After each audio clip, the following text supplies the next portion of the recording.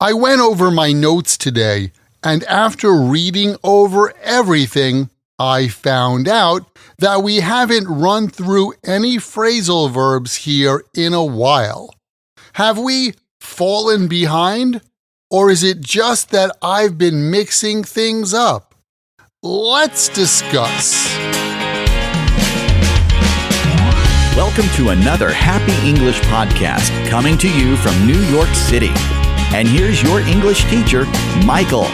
All right, thank you, John, and thanks, everyone. It's Michael here from Happy English, and I help people speak English better. This is Happy English Podcast, episode 751, Phrasal Verbs for Education. Phrasal verbs are a huge part of English, especially spoken English. And today, I have a set of 10 phrasal verbs that you can use to talk about education, learning, and studying.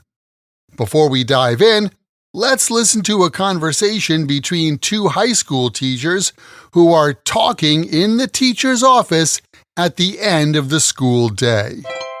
Hey, John. Have you had a chance to go over the student essays yet? Yeah, I just finished. I had to read over a couple of them a few times because some students still haven't caught on to the structure we discussed. Same here. I think they're mixing up the formatting rules. I'll need to go over that again in class. That sounds like a good idea. And did you hand out the project guidelines for next week? Yes, I handed them out this morning. I told them to hand in their rough drafts by Friday so we can give feedback before the final submission. That's smart. I'll run through the project instructions with my class tomorrow, just to make sure they don't fall behind. Good plan. I had a couple of students fall behind last semester, and it's tough to get them back on track. Yeah, I know what you mean. By the way, one student asked me if they could look up the project details using some extra resources online for their project. I think it's great. Definitely. It's nice when they find out things on their own. I'll make sure to remind my students to look up any terms they don't understand too. Sounds like we're on the same page. Hopefully, everyone will catch on this time. And now, let's have a look at these phrasal verbs. The first one is go over. Go over means to review or check something. For example, let's go over the homework before we hand it in. I need to go over my notes before the exam tomorrow. In a similar way, we have read over. Read over means to read something quickly, often to check for mistakes or to check the details. Here are some examples. Make sure to read over your essay before you hand it in. The teacher read over our assignments and gave feedback. The third one is catch on. Catch on means to understand something, especially after some time. You can catch on or catch on to something. Let's look at some examples. They talk pretty quickly on that TV program, but I finally caught on. Alice caught on to the new math concepts faster than the rest of the class. The next one is mix up, which means to confuse two or more things. For example, a lot of English learners mix up the meanings of affect, the verb, and affect, the noun. I heard that Cindy mixed up the dates for the assignment and handed it in late. Next, we have two hand phrasal verbs, hand out and hand in. Hand out means to distribute something to a group of people. Here are some examples. In front of the station, they were handing out samples of some new coffee drink. The professor handed out the exam papers as soon as the class started. On the other hand in means to officially submit something, like homework or an assignment. Let's look at some examples of this. Don't forget to hand in your assignments by Friday. I handed in my essay just before the deadline. Next is look up, which means to search for information, especially in reference books or online. For example, if you don't know the word, just look it up in the dictionary.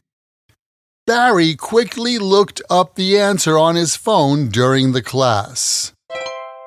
Next, when you run through something, you review something quickly, like a list, a schedule, or a set of instructions. Let's run through the plan one more time before we start. We ran through the schedule before the school trip. If you fall behind in your lessons or your work, you fail to keep up with that. Now, here are some examples of fall behind. I missed a week of school, so I fell behind in math. If you don't study regularly, you'll fall behind. And finally for today, we have find out. Find out means to learn or discover information. Now, I found out there's going to be a pop quiz tomorrow. We'll find out the test results next week. Remember, you can find out information, but you find an object. And keep in mind, the best way to remember this and any other word or phrase in English is to practice by taking that word or phrase, write it in a sentence that's true for you or true in your world, and then memorize your sentences.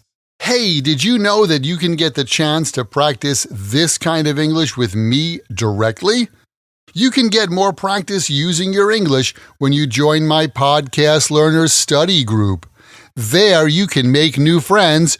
Join us for live group lessons every week where we practice these podcast lessons together. Plus, you get access to the PDF transcript and audio download for every Happy English podcast in the past and in the future. And on top of that, each episode has exercises where you can practice this English point with speaking and writing checked by me.